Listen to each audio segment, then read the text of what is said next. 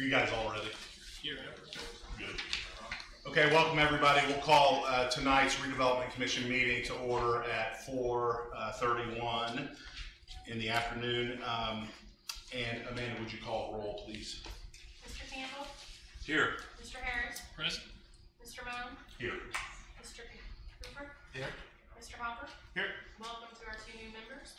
And non-voting advisor Scott Alexander. Present. Thank you.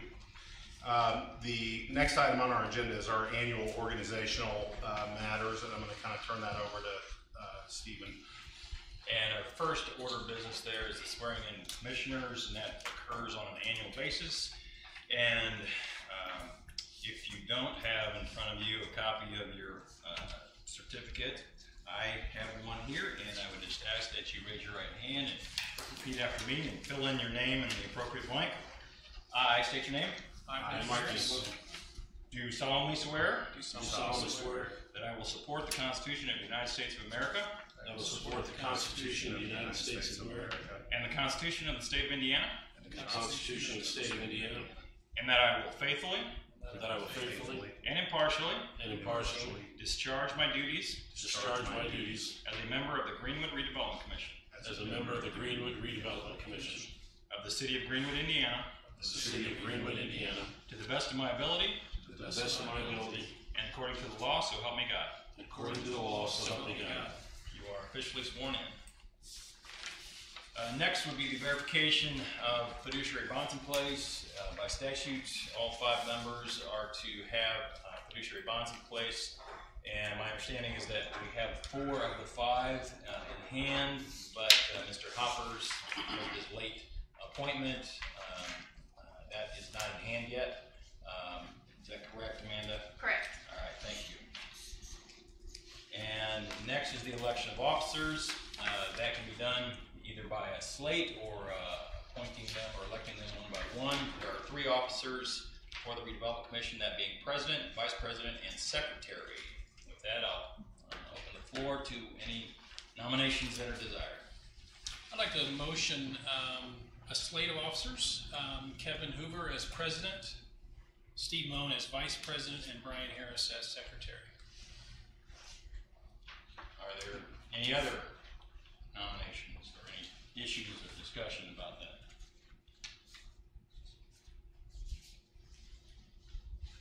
All right, seeing none. And just to repeat, that was a little bit quick for me. Brian, would you repeat that one time? Yeah, sure. Kevin Hoover as President, Steve Moan as Vice President, and Brian Harris as Secretary.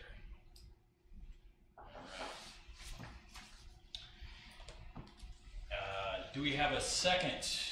I'll second. All right, Steve has seconded. All in favor say aye. Aye. Opposed, same sign. Motion carries. All right, Kevin Hoover is our president, and I'll turn it over to you, although you can probably turn it back to me on the annual conflicts of interest. Can I just stay here, or you want me to? It's your choice. Okay, we'll try that this meeting. And I would make sure that your microphone is on. I don't know if it is or not. Very good. Thank you. Next on the agenda is the annual conflicts of interest disclosures. I'll turn it back to you, Mr. All right, thank you. And on that, every year at this time, we make sure that we give the opportunity to have any conflicts of interest disclosed. Those are matters to which you might think could be a matter of business that you have a potential interest in, or your company that you work for, or that sort of thing. And if you have such an interest, you certainly should disclose it officially in writing and according to the statute. And also, when any of those types of issues actually come before the board, that you again orally disclose and recuse yourself from participating in any of those matters. At this time, we do understand, as has been disclosed in the past, that Mr. Harris discloses his relationship with Fifth Third Bank as an employee. Do you have that in front of you by chance? So here's your oath. I'm looking for your conflict. There it is. So I'll just read into the record that disclosure. And this is an annual disclosure by Mr. Harris, disclosing the contractor vendor of Fifth Third Bank, and that Mr. Harris is employed by Fifth Third Bank, which conducts banking and financial services for the city of Greenwood. Mr. Harris is employed by Fifth Third Bank. And is there any other matters of that nature that you would like to disclose, either officially in writing or just orally on the record? Mr. Watson, orally, I am counsel for the Greenwood Public Library, have been so for approximately 32 years. In the library, from time to time, I know comes before the RDC, so I would disclose that potential conflict and, of course, recuse myself if and when they appear before the commission. All right, thank you. Any others? All right, seeing none, I would recommend that there be a motion made to accept Mr. Harris's disclosure. So moved. I'll second that motion. All in favor of the motion, say aye. Aye. Aye. Motion passes. I'll abstain just to make it legal and official. All right, thank you. You need a motion for with respect to my disclosure as well. If you would like one, that's fine. I'll just be clean. Is there a motion to approve the I'll make that disclosure? I'll second. Further discussion? Seeing none, all in favor say aye. Aye. Thank you. Next matter on the agenda is the approval of the minutes of December 11, 2018. Is there a motion for approval? I'll motion that. A second. Steve? Thank you. All in favor say aye. Aye. Passed. New business, consideration and award of contract for demolition and stabilization of 523 South Madison Avenue. I believe Mr. Steinmetz is going to address us. Good afternoon. Happy New Year. We have before us the first item on your business here. We're gonna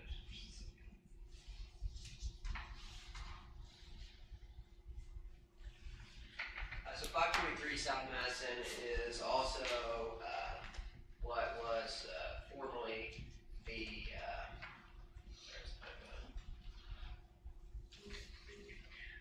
Greenwood Middle School, which was before that the Greenwood High School.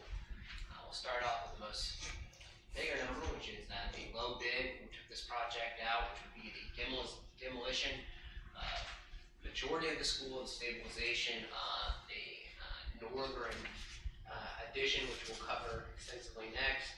The low bid was from Myers Construction Management. They came in at 1.734 and requested approval of 1.9 million. That's a 9.6% contingency. When we worked on the scope, it was actually quite a packet Browning day, which was paid for by the Parks Board. Did extensive study, structural and mechanical of the building, with the circle design, running the mechanical, with the idea to sever the 1990s addition from the rest of the school. We believe there's significant value in that. For the addition, which includes the field house and what was the library and some administrative offices, you'll see in a second. It's something that taxpayers recently just paid off and we felt had a clear path for redevelopment.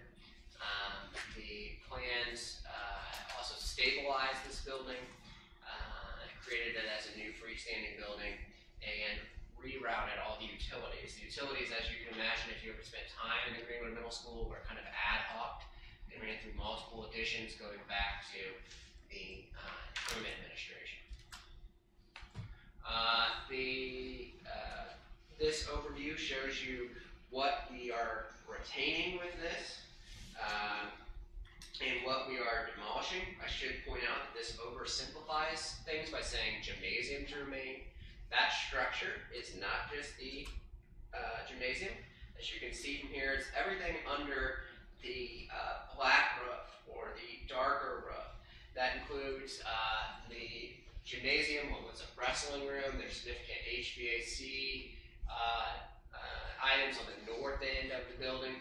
The south end contained what was the library, some offices, a band room. It was converted to the court. The police and the court lived there for a while. That is one structure that was added on in the mid-90s. What will be removed is our other colored roof building. So you've got the white appendage, which runs along Meridian Street. There's also, you can see an additional building there close to Meridian Street. You can see the courtyard, which will be removed. You can see another wing of the building that got another different color that ran along Madison. And then you can go back to what was the original high school and the southern gym. These parts of the building have a whole variety of problems related to their age, related to the type of materials that they use, related to the school's justifiable decision to not allocate capital towards a building they knew they were leaving. And these are not really reusable and allow us to move forward with the proposed redevelopment of the 523 site. This zooms out again and kind of covers again. It's such a vast area. You can see that even the aerials you take off Google now no longer reflect the rapidly changing situation. You have the new Serena Way, which was constructed over the summer and is done. As part of that project, we actually demolished what was left of the track, which was then severed and turned into a construction yard. The press box and the bleachers are all gone or auctioned off or demolished. And you can also see where the OLG/city lot was added at the corner of Serena Way and Meridian. And you can see where we plan to stage construction of this. Notice there'll still be a little bit, we hope, of a cut through in case we were to need to move traffic between Madison and Meridian. We can still do that. It's the plan, as you see the outline of the fence. And just in case folks are worried that this would be unprecedented or not, this is an aerial. Again, shortly after the Second World War, that shows what Greenwood looked like at that point in time. And you can see how it was added onto it several times. You can see that Orchard Lane actually was an orchard, and it used to be the Interstate Public Service company there that had their maintenance building that was left over from the interurban. And so I just thought that kind of showed that as times change, so does the landscape. Any particular questions? I'll go back to what I find to be probably the most instructive of that. It would be payable from the east side TIF. It's something we've talked about plans since we acquired the building in 2017.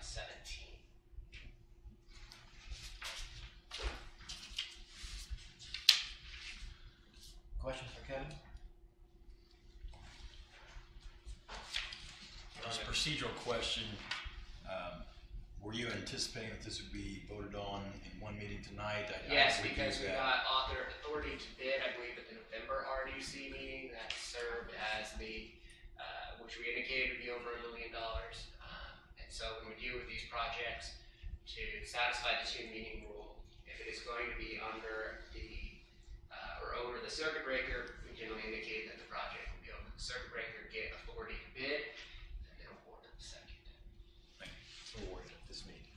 Pardon? Awarded at this meeting then? Yes. Yes, okay.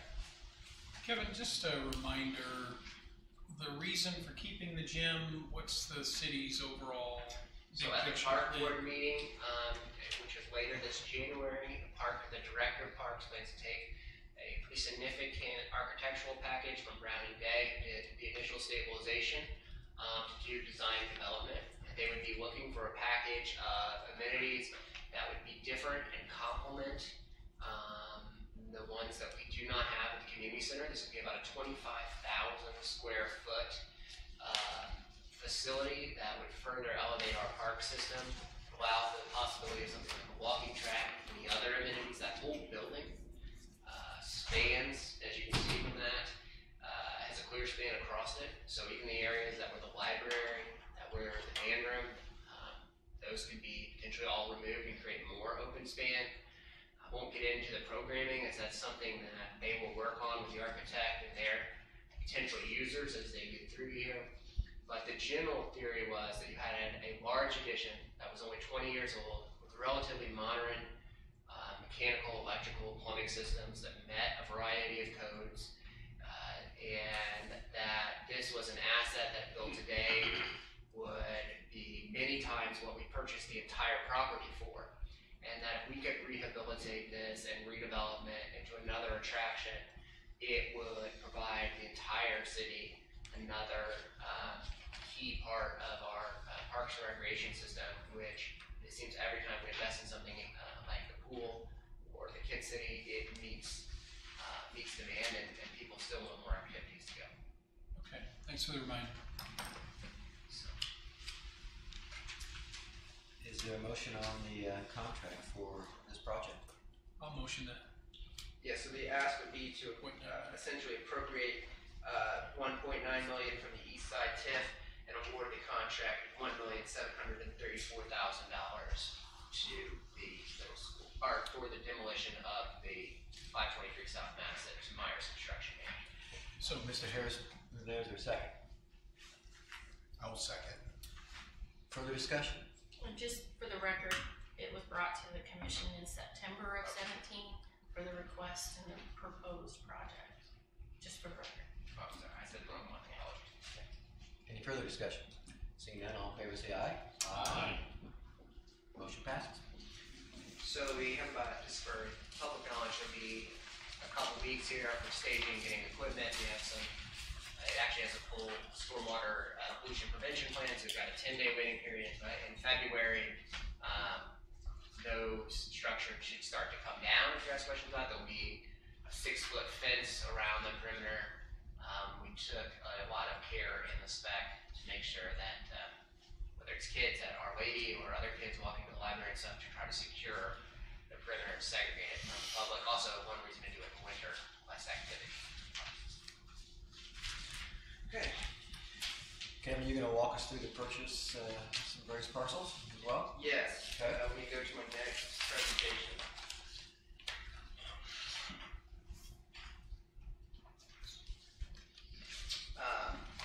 So this is another collaborative effort between this body and the stormwater utility to purchase a total of 5 properties in the Old Town area and specifically the area of Old Town that's also the stormwater mitigation zone.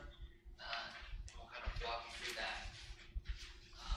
There are the 5 properties. The ones that we'll be asking for your request to make an offer on today are the top 3. It's 247 Pearl Street. We'll get to each of these properties as we go.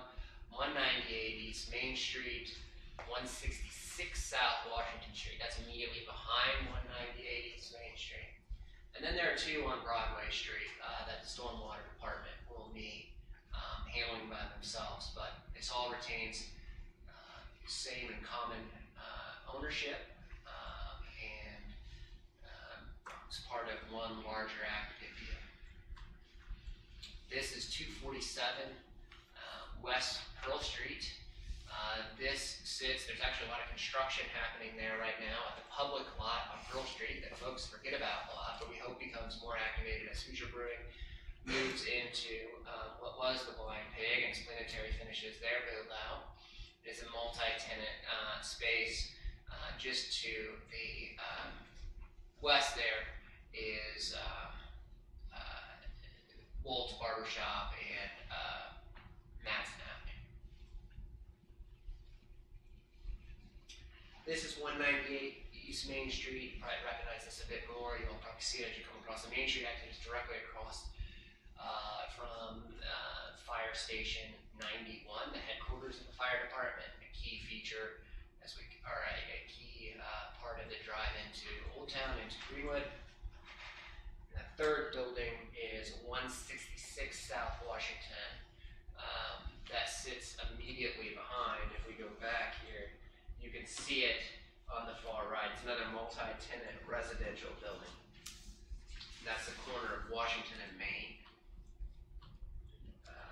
And so this first offer, this first reading essentially, would be to make an offer for the average of the 2 appraisals, 102.5 for for 247 Pearl Street, $100,000 for 198 East Main, and $147,500 for 166 South Washington Street. It is anticipated that there will be a negotiated price above this, but as Mr. Watson can point out, as you're probably familiar from some of you have other rules within the government, you have to make the offer on the average of the two appraisals, and then if there's a negotiated price higher, we come back at the February meeting to actually effectuate the purchase of these 3 properties. I can tell you that on a parallel track at the January Stormwater Board meeting, the stormwater superintendent, or the stormwater director, plans to ask for the stormwater board to appropriate the 2 amounts you see on the right and bottom of the screen next to the stormwater to purchase those 2 properties. So this also, by having this initial offer, because we assume we'll have to come back with a negotiated offer, satisfies the 2 meeting rule. Also outline on the proposed RDC request the acquisition stream of funding. 247 Pearl Street, we imagine will be paid for by the central TIF as it is closer to Madison Avenue. The 2 that abut Main Street, we imagine will be paid for by the east. All right, any questions? What's the purpose of purchasing these homes? They vary depending on each one, so I'll kind of walk you through one. On 247 Pearl Street, let's see, we have the opportunity to meet one of the redevelopment commission's long-term goals, which is the potential to secure opportunities for long-term parking. There is a undersized public parking lot there. There is a number of businesses that have become more active immediately south of there, which would include everything from where Board and Brush is, to the barbershop, to the use that is working on its way into the former Wine Pig building, as well as Planetary's expansion. By securing parking north of what is a commercial historic business district, we allow them to have more self-determination of their own parking fate, independent of what happens on the public lot at Main and Madison, which currently serves as a kind of aggregate catch-all parking for everyone. So the hope with this one, at this point in time, and we can update you further in February, would be to expand the parking lot at Pearl Street. Okay. For 198 East Main, we plan to do our diligence to see if there is a redevelopment opportunity for this. It is frontage on Main Street. This is an area that our corridor studies call out for infill. There are other unique situations on that block that we are also looking into, but would be a start of the redevelopment of the block north of the fire station. 166 South Washington goes with that. It does not have the street presence or the potential perhaps for commercial reuse if it does in fact exist at 198 East Main. And so we do imagine that that would probably be slated for demolition. However, we will do our diligence on that. Would be part of, again, the proposed redevelopment of that entire block at Washington and Main. Go ahead. Not that it affects us, but the ones that the Stormwater Board's looking at purchasing, is that under the FEMA program? No, it is not. Those would be, Stormwater is applying for a second grant into that. They've actually closed out, are about to close out their first one. These are also in not the floodway, but the flood fringe where they've been purchasing properties. And they are, if you think about where the creek crosses under Broadway and goes up to the airport, these are 2 houses. So there's one on the creek and there's another house, and then these 2 sit next to each other. And so Stormwater's goal, as you know, is to create essentially a green space and mitigated space there, especially with spiking flood insurance rates, and allow that water to flow naturally and prevent flooding along Pleasant and Pleasant Run Creeks as they go all the way to eventually the White River. So those would again go into that. Stormwater has been able to really fundamentally change how those blocks appear through one, a federal grant, pre-mitigation grant, their own funds, in collaboration with this board. Kevin, I know this may be none of our business, but the stormwater, the difference between the two appraisals is almost 23%. Yes. Do you know why that is? Because there was a fire in the, 23% on 410. I thought you were talking about the value between 412 and 410. I'll speak first at 412, and then I think speak to Mr. Harris's question. The difference why 412 is so much lower than the rest of the properties, which kind of seems like an anomaly, is that there was a fire there, and so it was appraised as is. If it were to be sold to the city, then the owner who's actually here today, or one of the owners who's here today, would have to, in order to meet codes and occupy it again, invest a substantial amount of money to get it back up to occupancy. The difference between 410 and Broadway Street and between the two appraisals, we asked ourselves. Some of it was in the comps they used and how they modeled the home. They stayed pretty close on top of each other on the rest, but they disagreed a little bit on that, which is why we get two. They've done a lot in Old Town for us in the stormwater department. And on this one, they just had their own independent ideas. We asked them both to look at it again, and this is where they found valuations. So they normally stay pretty close. Sometimes you'll see a little variation. You can also see, where one was on, they're actually listed by each appraisal. I'm not going to get into that, but you can see where on like 247, one thought it was a little more valuable. On 166, another one thought it was, but there is a little bit of spread there. We asked them about it, and neither one, after wanted to budge. They're firm in their professional opinion. So. Okay, just curious. Thank you. Further questions for Kevin? The motion today would be to make an offer on the three. That would be RDC, create the list offer sheet, and then we'd have to come back to you in February, either with this price or negotiated price for these three parcels, and also be able to report to you on what actions the Stormwater Board took.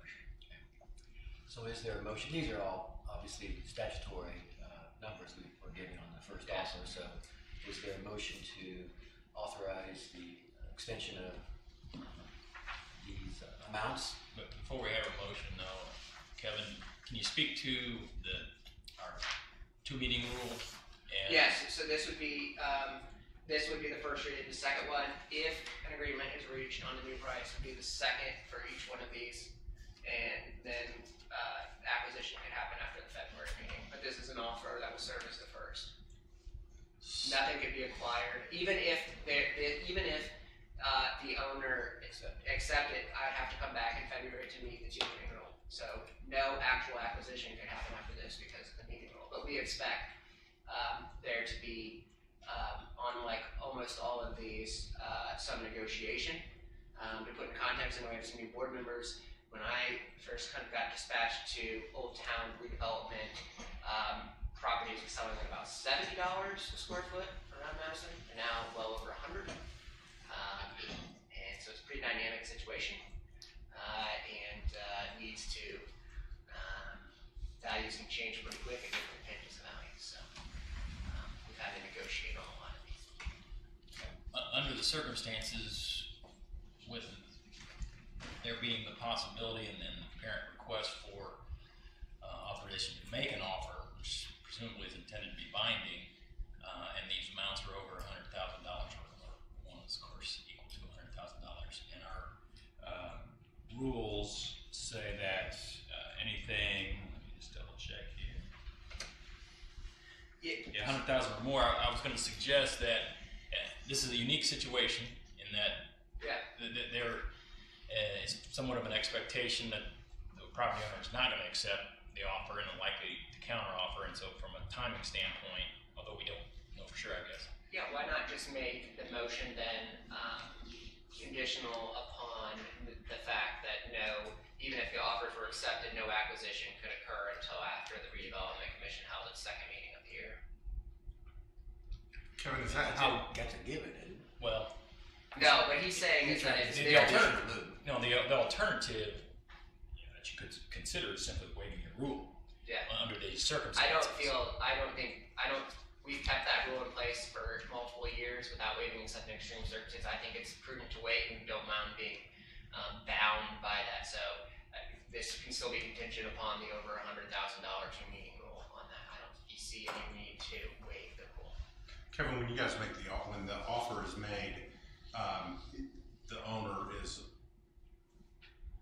told that it is contingent on this body approving the actual purchase. So Correct. that would be part of the legal paperwork. Well, I would describe it as it's contingent upon it coming back and being Correct. confirmed There you go. by the commission at a subsequent meeting. That sounds I think that would kind of take care of Yep. the 2-meeting rule. Where does the negotiation take place? Negotiation takes place between the agents of the Development Commission, which in this case would be myself in the mayor's office, and our consultant, Chuck Sagan of CRC Consulting, and the property owner. We make this written offer and hand the owner the 2 appraisals. The owner then comes back to us in a written form, kind of work this out through things, with their counter offer. And then if there can be additional counters after that, but then we take it back to this board for approval once there's a price. So you anticipate bringing us hopefully a recommended agreement? That is the hope, correct, yes. So with that, are we still okay? Will there be a motion to issue the average amounts for these 3 properties listed?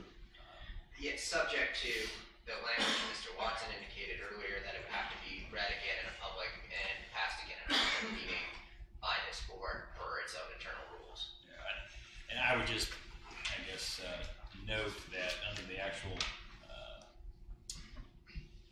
express terms in the rule, it says that a commitment in excess of or equal to or in excess of $100,000 shall be introduced at one meeting and voted upon at a second public meeting, which implies obviously that there would not be a motion in the normal course. Oh, so we don't need an actual motion. Okay. Now, but if there's a need to move this along from a timing standpoint, we could.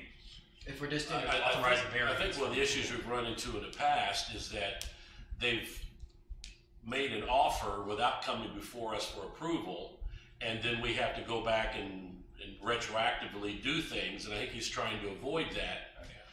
And so I'm not sure what the legal solution is, but I understand that this is kind of unique because technically you can't make an offer unless we approve that. Is that correct? Yeah, and I don't think the intent of the rule was to make the acquisition of real property that's over 100,000 take 3 meetings. So I think the goal was kind of like what we satisfied on the public bid was that as we get authority to bid, in this case we're getting authority to make an offer of the averages subsequent to another reading, and then we have the other reading and get it. So, Can it be a motion to approve the negotiation of these properties? But except that from a statutory standpoint, you are required statutorily to make an offer at the average of the 2 appraisals. Yeah. And you cannot entertain a counteroffer until after you have made that original offer at the average price. Would it be appropriate if since the 2-meeting rule is our rule, if we suspended that rule on this, can we do that? Yes. The And rule then- expressly states that Since there are this is a 4 commission unique members- situation, then I would make the motion that we suspend the 2-meeting rule on this issue, but still, they have to come back. make this the first meeting, the introduction and the first meeting. Yes, yeah, I guess that's the way to put it. Is there a second to Mr. Campbell's motion? Second. Further discussion?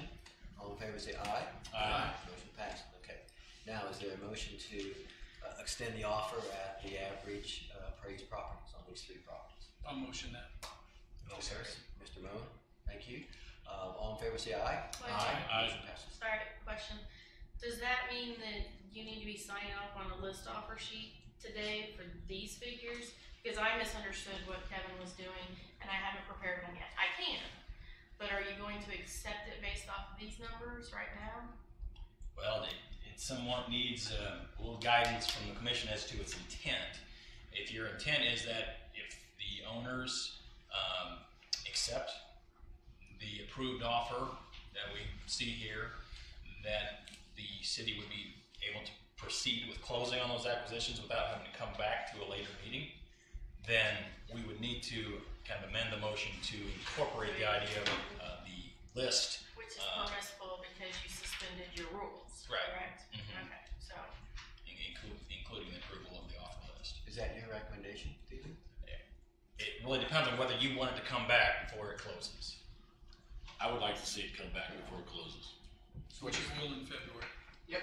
Right, but like Steven's saying, though, if we make an offer on these prices and the owners accept that offer, then theory, the city could go ahead and close without coming back before us, and I'm suggesting we not do that.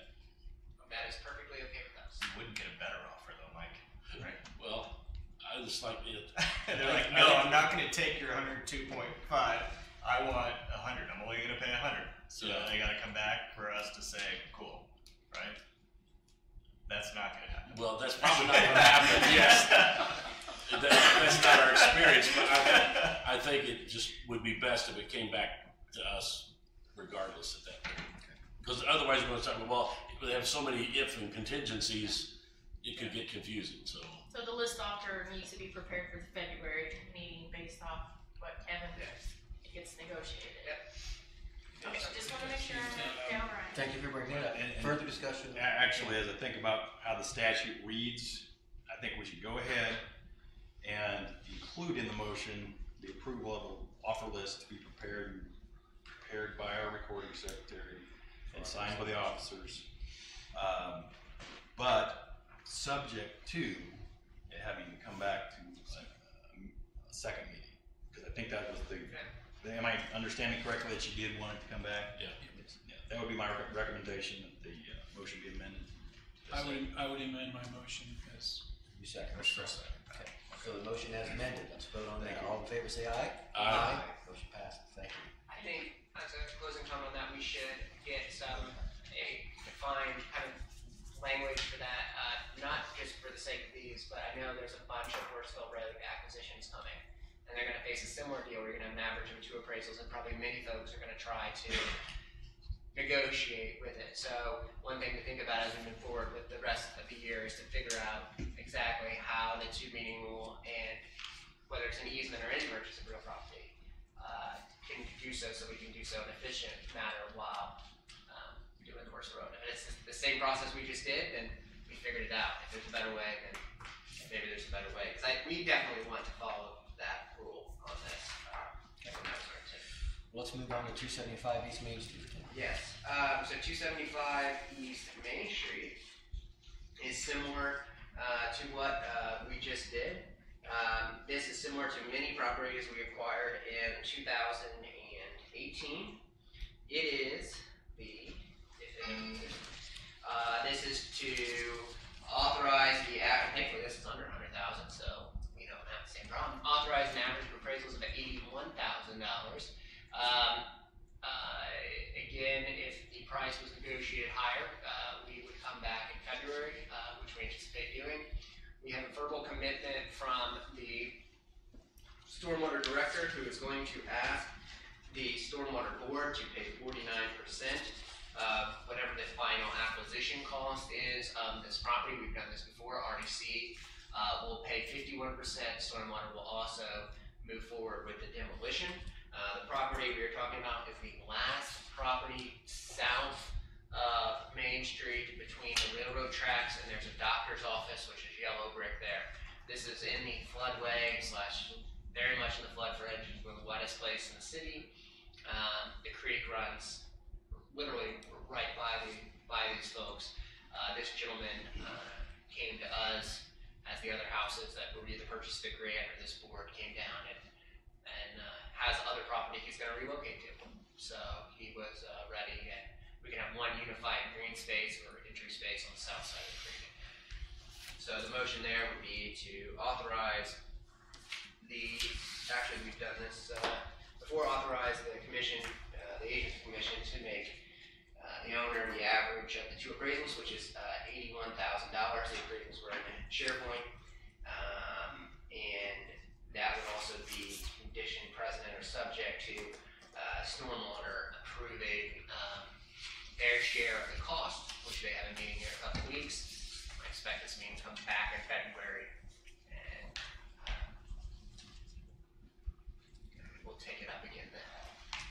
such a motion? So motion. Second. Second, yeah. Thank you. Further discussion? And do we have an offer list for this? Yes, you do. And then the motion should include approval of the offer list. As amended. Okay. All in favor, say aye. Aye. Motion passes. Thank you. I will try to get better about putting list offer sheet on the agenda, so we know. Now, Mr. Hooper. Jacksonville Solvents and America. Yes, so, for the northern part of the, 523 property at Corner Middle School, it was determined upon consulting with the folks that it would be best to have a minimum level of heat in that building to preserve the systems and the flooring materials and everything else. At that point, it was around Thanksgiving, if you remember, it was quite cold and even snowing some. Of course, the day that the temporary heat facilities, which are ratifying this agreement between Jacksonville Solvents and AmeriGas, the temperature jumped, and it has been warm since. But from what I understand from the street commissioner, Thursday will do perhaps for some more winter weather. But this allows us, and at the next meeting, I think we might have one with the rental company of the materials, to keep that building what is called minimally conditioned, just so you don't end up with significant pipe break or anything else. So a temporary heat source, because very soon here, the rest of the utilities, gas lines, etc., are going to be disconnected for demolition. It's my understanding that Mr. Shirley has executed these the Jacksonville Solvent agreement and the addendum to the temporary heat supply agreement, so it's before us for ratification. Yes.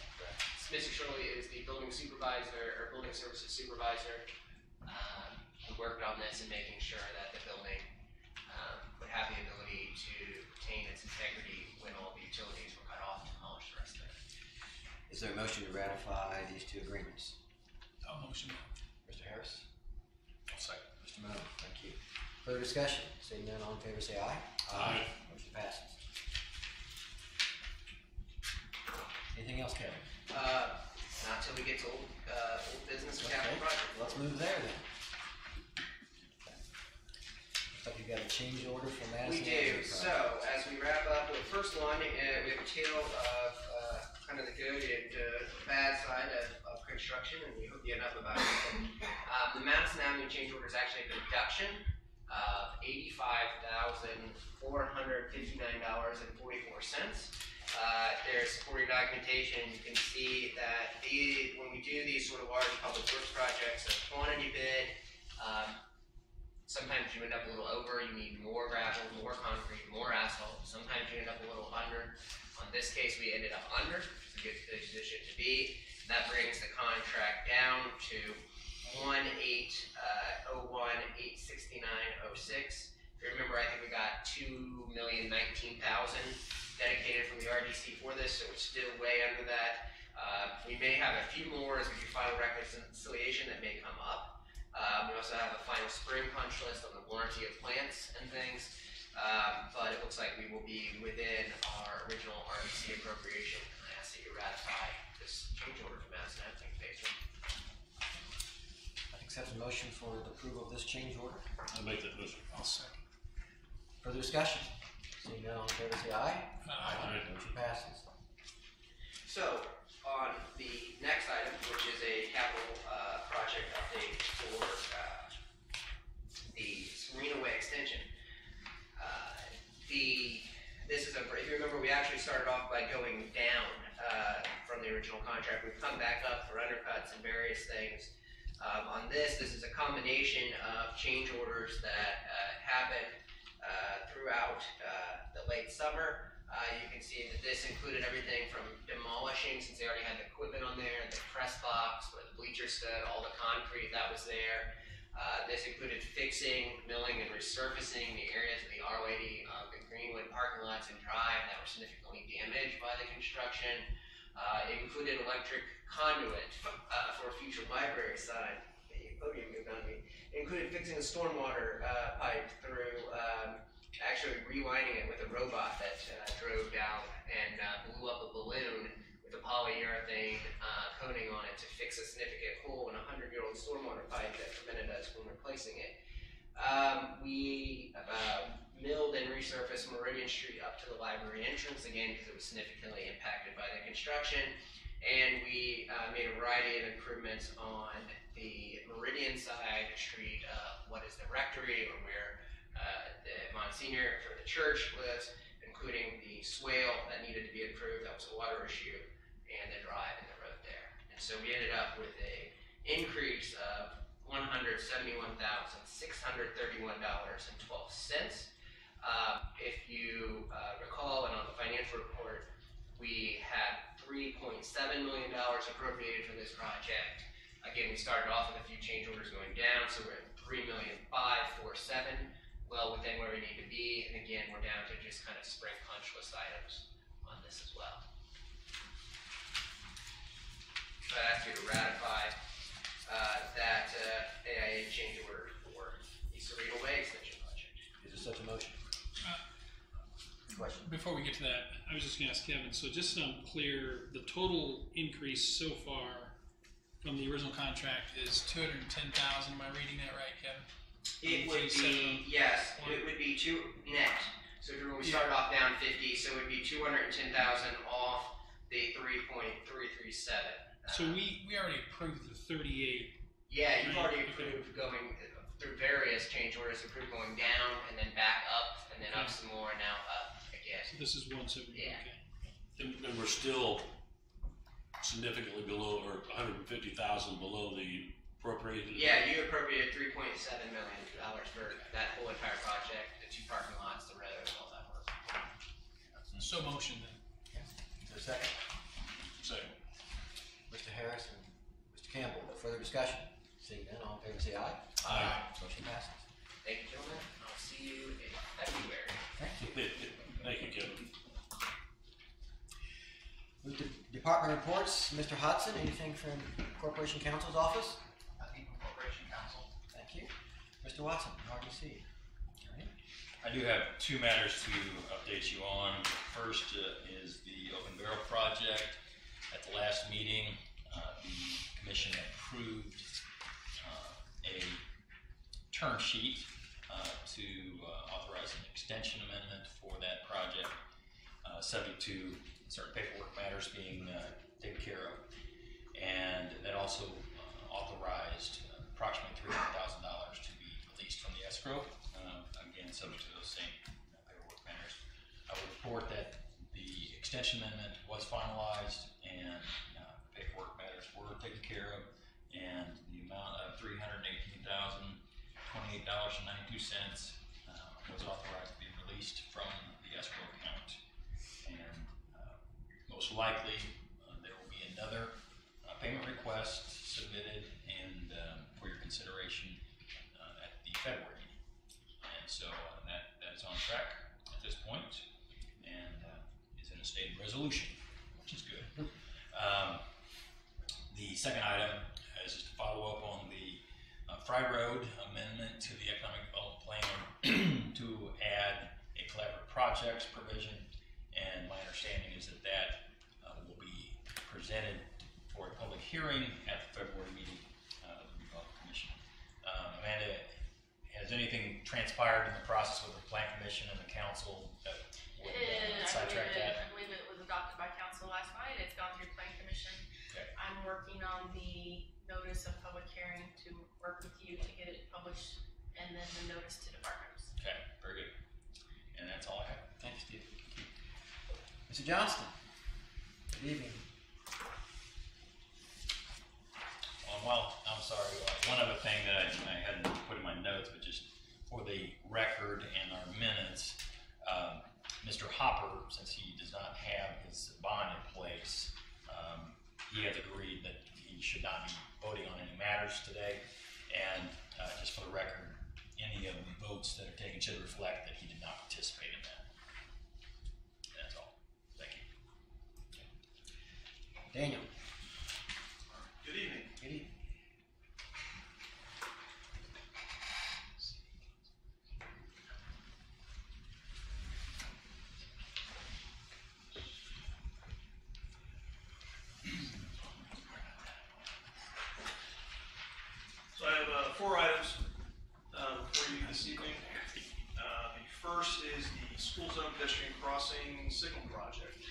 2017, the city, we applied for funding with the Indianapolis MPO for this project. The intent is to install speed zone flashing signs at 16 school locations that were identified within Greenwood, both public and private.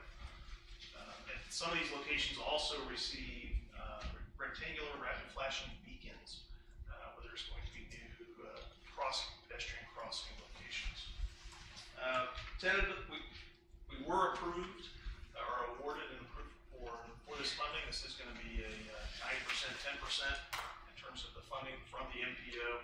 Tentatively scheduled for construction in 2022, 2023. But we hope, and our consultant is moving forward with the intent that we want to be ready by any letting after May of 2020 should MPO funds become available to have it on the shelf ready. Quick little map of the locations. There's 16 locations. The list there, it's a little small, I apologize. I do have it. Another chart coming up with the schools listed again. This is what they're going to look like in terms of the speed limit sign or the rectangular rapid flashing beacon or RRFBs. Quick list of the schools. I guess even that is still too small for you, I apologize. But essentially we're going to have about 38 of the speed zone flashers in the different school zones. Some are at intersections or near intersections, so they might have 2 streets that are affected. And then 13 of the RRFBs for the crossing locations. We've been working with Shrewsbury and Associates. They helped us through the funding application process with the MPO. They provided us a fee proposal for this design for $94,973. That's going to include some surveys, some GIS of the existing locations, utility coordination. There will be work underground near the roadways. There's potential there's some underground utilities, some minor environmental, and then also certainly just the design. Quick correction on the funding source. At least on the local aspect of it, we will receive 90% from the MPO, but on the 10%, we're looking at this as a kind of a good faith opportunity working with the 3 school districts within Greenwood in terms of working with them to have these additional safety features. So that would be, I guess that would be the justification for coming before you in terms of the TIF funding for these improvements. So the action requested would be approval of this professional service agreement with Shrewsbury and Associates for the amount of $94,973 for the design of this project and to allow the city staff to proceed with contract. Questions for Daniel? Pleasure of the commission. The only thing I have to add is for the split upon the redevelopment districts, I know we have 7. We're going to, Gail's going to work with that map with the controller and the financial consultant, Adam Stone, to decide how that should be split up to make sense for finance based on the location of schools. The overwhelming majority of the schools are in either a TIF, EDA, or an allocation area. There are a couple that are not. However, when you saw the funding source for the actual hard cost from the MPO and CUMCAPS, we believe that will more than make up for the share that the RDC invested in the overall. And it makes sense to have the contract under one body as the authorizing body for the design. If there's any other questions on that, at the February meeting, Adam and or Greg will have a split that makes sense for them administratively as well as geographically. Further questions? Just as always, could you email me a copy of that presentation, or I don't think it's on SharePoint, so. It should be. It went on late in the day. Well, I was just looking, so I didn't see it. I'm not saying that I got it there, I intended to. We'll get Yeah, it's on there as city engineer. Okay, all right. Is there a motion to approve the professional services agreement with Shrewsbury? So motion. Need a second? Second. Mr. Moan, second. Further discussion? Seeing none, all in favor say aye. Aye. Motion passes. Thank you. The second item I have is another consideration of professional services agreement, this time with A&F Engineering. For this project, we're going to make some improvements at the Stop 18 Road intersection with US 31.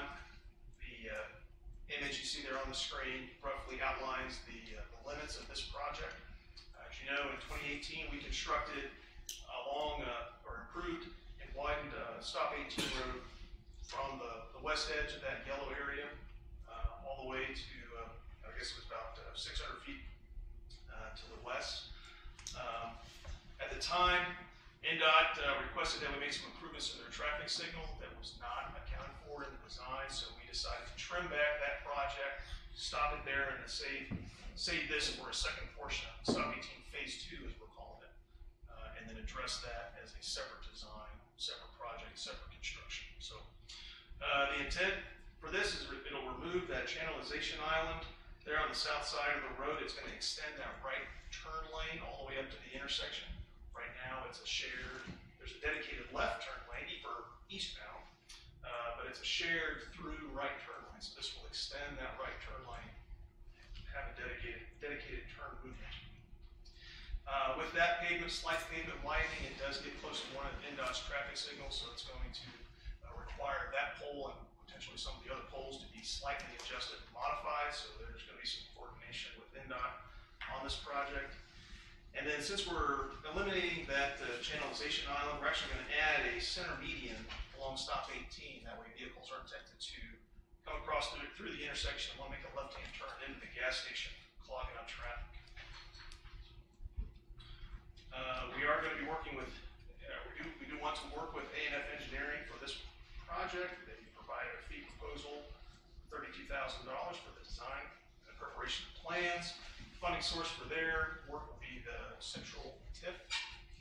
And so the action requested would be approval of this professional service agreement with A&F for $32,000 for design improvements on this project, and allow city staff to proceed with contracting.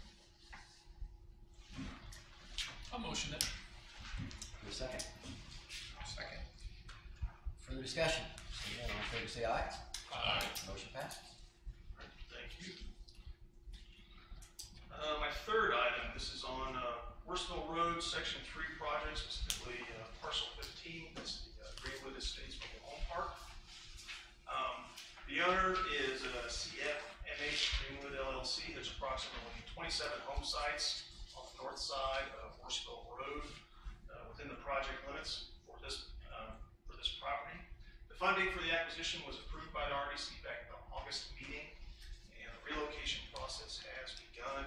Some of the residents are going to be entitled to benefits. There's going to be different benefits that they are entitled to based on whether they own the home or they lease the home, if they're relocating within the park, if they're relocating to another location. So we've only received 2 of these relocation, packets so far. One is for, excuse me, site 006. There, that resident is entitled to down payment assistance and a residential schedule move. There's the values there for a combined total of $9,300. Those residents are actually going to be relocating within the park. That picture on the upper right is the new location. For site 018, that resident is actually going to be moving out of the property, so they're entitled to a residential schedule move funds of $1,900. So the action requested today is approval of the total of $9,300 for site 006, and a $1,900 for Site 018 for the relocation costs. And I guess a request for the delegation of the approval authority to one of the commission members, so that when, as more of these relocation costs come in, that we might be able to keep the process moving forward, deal directly with that one individual, that one commission member, to get these approved. And then both of these are associated with the Horseville Road Section 3 project. As to item or action number 2, in the past, when there has been that kind of delegation of authority, it's typically been to the commission president. I would suggest that we maintain that practice unless there's a preference. Thought you liked me. Daniel, I just have one question on the down payment assistance. Where does that number come from? Is that predetermined by a contract or something? I had that same question. I dug into it a little bit. And I gotta have to admit that I am not an expert on it, but I believe there is a calculation that our right-of-way agent that's working for us, for our consultants, did a calculation that, I guess if you would like, I can provide you. It's a contractual thing, I guess. It is. Is where I'm going with it. Okay, that's good enough. Okay. So consistent throughout. Okay. Yes, it follows the standard NDOT process. Oh, okay. Gotcha. Thank you. So Daniel's looking for a motion to approve both parcel 15, units 006 and 018 for those relocation costs. Is there a motion to approve that? I'll make that motion. Mr. Moan, is there a second? I'll second. Mr. Harris, all in favor, say aye. Aye. Motion passed. Now, as Mr. Watson unfortunately designated, there's Just suggestion. Suggestion. Vary from that if you like. yeah, I'm teasing you.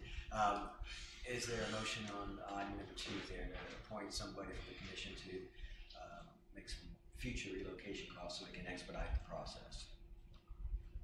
I'll motion that. And who would that be? That would be The president. president. Okay, didn't want to be presumptuous. Yeah, I know it's there- official now. Is there a second? You're the president. I'll second. Mr. Moan seconds that. Further discussion? Seeing none, all in favor say aye. Aye. Motion passes. Thank you. And my last item is also on parcel 15. Excuse me. This actually has to deal with the land, the acquisition of the actual area for the project. The area that we are going to be acquiring is a little over 1.5 acres permanent, and then 0.043 acres for temporary. As mentioned earlier, the funding was approved back in August. Just a quick little screenshot of the area. In yellow there, that's the permanent acquisition, or a rough approximation. You can't really see it, I apologize, but the small orange squares are where the project will tie into the adjacent roadways, or the interior roadways of the property. So there's going to be some temporary work just to tie in with those. So the original offer that the RDC approved in August, just under $1.2 million. The property owner came back with a counter offer of $1,656,235.60.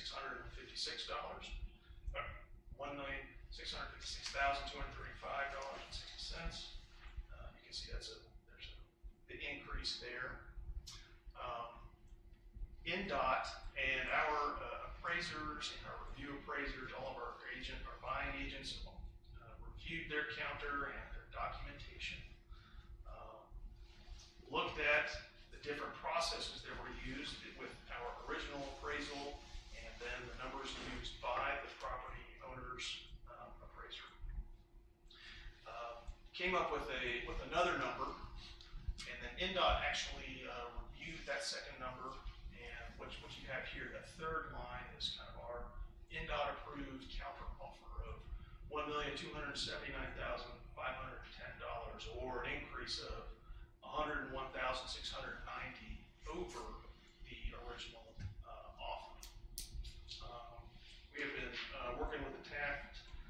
firm on this parcel representing the city, working through the details and in coordination. TAP, based on their experience, recommended that when NDOT comes back with this type of an approved counteroffer, that's generally a good recommendation to move forward with. So that's what they recommended, to use that amount. So my request tonight is for the approval of the additional funds of $101,690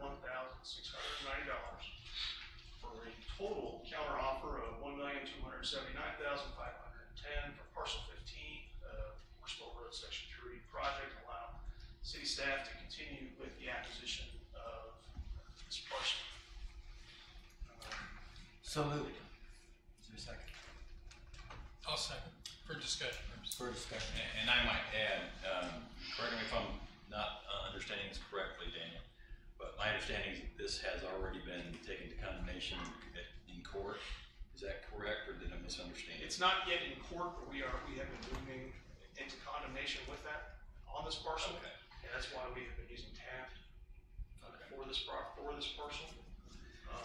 And I point that out that if it does ultimately get into court, you could end up spending a lot more cost in terms of dealing with the litigation expenses as well as an ultimate price as well. So you keep that. And if I could add on one more to this action, it would be approval of the list of offering sheet, which I think all of you should have a copy of in front of you, or it's on SharePoint. If you don't have it. I remember to print it and picking up a copy of this one. So my question is that since this is over 100,000, should Daniel be required to come back or not? I don't think so. And the reason why I say that is this is part of something that was previously brought to you. Yeah. Partial itself, you authorized the $1 million+ in offer, and so my view is the intent of that 2 meeting rule is that if something is brought to you fresh, that's when that applies. Fair enough.